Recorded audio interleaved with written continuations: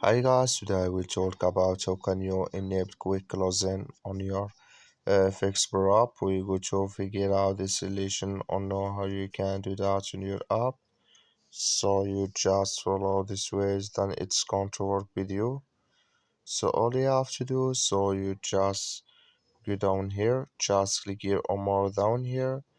When you just click here on more, it's going to take you to this list. It's going to show for you like this here. So then you just click here on trading settings, just click on it. Then you come to next step here, you come here to quick closing, just click in this sign.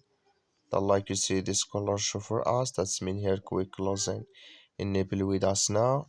So that's all you have to do. So just follow this ways, then it's going to work with you. Thank you for watching. Don't forget to support us by liking, subscribe. So thank you for your